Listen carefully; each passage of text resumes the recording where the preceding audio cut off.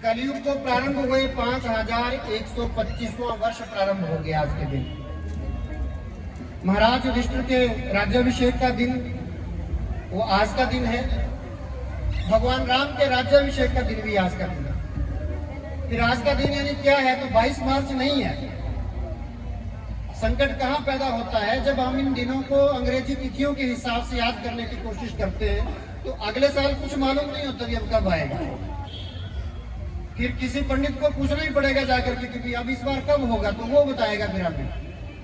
कारण क्या? हम अपने देश की उस काल गणना को भूल गए जिसके कारण भारत के हर त्योहार, हर प्रमुख दिन की तिथि निश्चित होती है। 5 फरवरी को संत रविदास जी की जयंती थी, तो गस्टेड हॉलीडे सब छुट्टी मनाते हैं। संत रविदास जी का जन्मदिन है अभी। तो मैंने ऐसे 2-4 मित्रों से पूछा भी संत रविदास जी का जन्मदिन कब आता है, तो कहने लगे 5 फरवरी को। तो अगले साल तो 5 फरवरी को आएगा ही नहीं।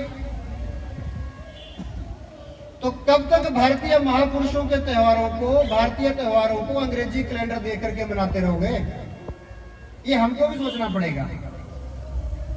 आज हमसे कोई पूछे कि नए वर्ष का प्रारंभ अगले साल कब होगा, तो अगले साल तो 22 मार्च को नहीं होगा। तो फिर वो तिथि क्या है? तो वो तिथि जिसको हम आज का वर्णन करते हैं कि चैत्र मास होगा, उसका शुक्ल पक्ष होगा, उसका पहला दिन होगा। अब अगले साल जब भी आएगा तब देखा जाएगा। वो अंग्रेजी तिथि अंग्रेज ढूंढे ना, वो पता करें कि कब है। हमको मालूम है अपनी तिथि की। आज सबसे बड़ा संकट क्या खड़ा हो गया? इन कार्यक्रमों को मनाने के लिए हिंदू समाज को क्यों मैदान में आना पड़ता है कि अपने घर परिवार के सारे काम करने के लिए कैलेंडर उसको ही देखेंगे। मकान के नींव का कुछ पत्थर रखना है, घर में कोई जन्मदिन मनाना है, कोई विवाह शादी का प्रसंग है, कोई भी शुभ काम है, तो फिर देखेंगे हम भारतीय कैलेंडर को ही। लेकिन तिथियां मालूम नहीं होती। तिथियां क्यों नहीं मालूम होती?